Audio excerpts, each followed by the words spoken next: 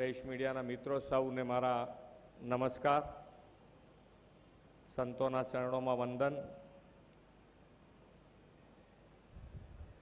તો ઘણા બધા કાર્યક્રમોમાં આપણે જતા હોઈએ, કાર્યક્રમ જઈને પૂરું થાય ઘેર જઈએ આપણે। બહુ ઓછા કાર્યક્રમો એવા હોય છે કે જેમાંથી આપણને પ્રેરણા લેવાનું મન થાય। ઘણા બધા કાર્યક્રમોમાં આપણને એમ થાય કે જે સેવા અને સેવા લાંબા સમય સુધી, આપણે બધા એવી સંસ્કૃતિમાં છીએ કે આપણને સેવા ગળથુથીમાં મળેલી હોય, પણ જ્યારે કોઈ સેવા ઘરમાં પણ જો માંદગી લાંબી આવે તો આપણે એ લાંબી સેવા કરવાનું મુશ્કેલ થતું હોય છે। એમાં આપણો ક્યાંક ને ક્યાંક ભાવ ધીમે ધીમે બગડતો જતો હોય। અને આ જે મને લાગે છે ત્યાં સુધી કે જેમાં રિસ્પોન્સ ના મળે સામેથી કોઈ પણ જાતનો, એવી સેવા કરવી કેટલી કઠિન હોઈ શકે એ તો જેમ જેમ તમે સેવામાં અંદર પ્રવૃત્ત થાવ એમ ખબર પડે કે સામેથી બિલકુલ રિસ્પોન્સ જ ના મળે, અને રિસ્પોન્સ મળે તો તમારે જે જોઈએ એનાથી વિપરીત મળે। એવા લોકોની સેવા કેવી રીતે કરવી, આપણને એમ થાય કે જે સેવા એમણે ઉપાડ્યું છે એમાં આપણે તો એક જ પ્રાર્થના કરી શકીએ કે એમને ભગવાન ખૂબ તાકાત આપે અને એકદમ ભાવથી આ સેવા એ લોકો કરી શકે। આપણે કીધું એમ કે ભાઈ આપણે કાર્યક્રમોમાં જઈએ, મને હર હંમેશા એવો વિચાર આવે કે આપણે વિકલાંગોના કાર્યક્રમમાં જઈએ તો આપણને એવો વિચાર કેમ ના આવે કે આ વિકલાંગતા આવી કેવી રીતે, જન્મજાત વિકલાંગતા કેવી રીતે હોય। આપણે બધા કર્મમાં માનીએ, કર્મફળમાં માનીએ,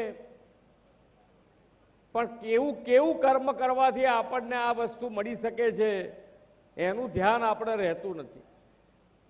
એટલે હર હંમેશ હું તો આવા જ્યારે જ્યારે કાર્યક્રમમાં ગયો છું તો ભગવાનને એવી પ્રાર્થના કરી છે કે એવી કોઈ બુદ્ધિ અમારામાં ના હોવી જોઈએ કે જેથી એ કર્મનું ફળ આવું આવી શકે।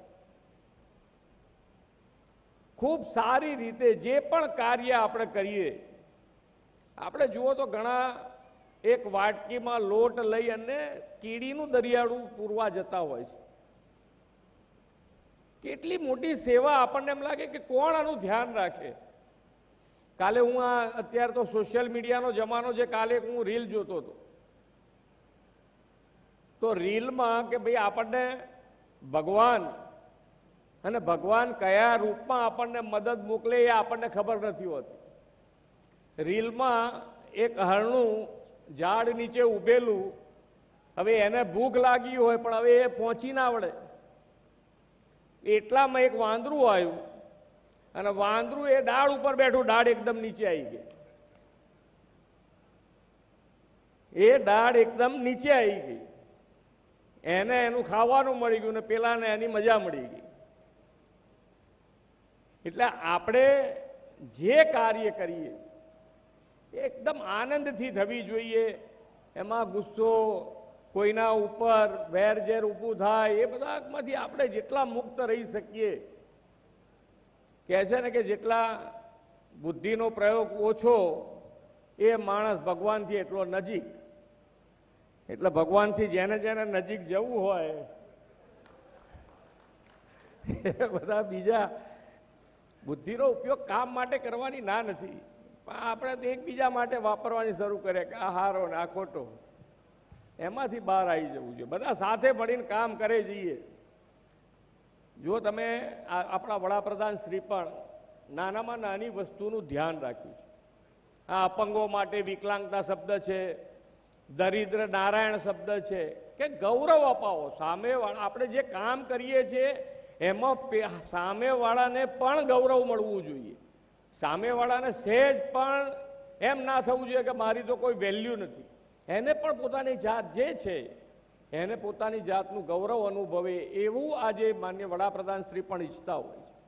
ત્યારે આજે વીવી પટેલ ને એમની ટીમે ખૂબ સારું એક ક્યાંક અરવલ્લીમાં એક છે ત્યાં આગળ બધા બહેનોને રાખ્યા છે આવી રીતે, એકલા બહેનો એ વખતે પણ એમના ત્યાં કાર્યક્રમમાં ગયો હતો.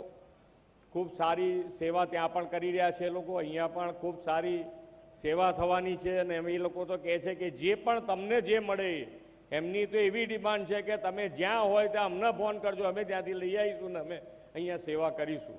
એટલે ખૂબ સારું એમનું આયોજન છે. ભવિષ્યમાં પણ ખૂબ સારું અહીંયા જે પણ શું નામ આપ્યું છે, જે અહીંયા લઈ આવો એને શું નામ આપ્યું છે? પ્રભુજી. પ્રભુજી જે પણ અહીંયા આવે એને ખૂબ સારી સેવા મળે અને વીવી પટેલ એમની ટીમને ભગવાન ખૂબ તાકાત આપે, પૈસાનું એ જોર એમનું એઝ ઇટ ઇઝ રહે અને કામ કરી શકે એવી પ્રભુના પ્રણવમાં પ્રાર્થના કરીને વિરમું છું. ભારત માતા કી જય. વંદે માતરમ. જય જય ગરવી.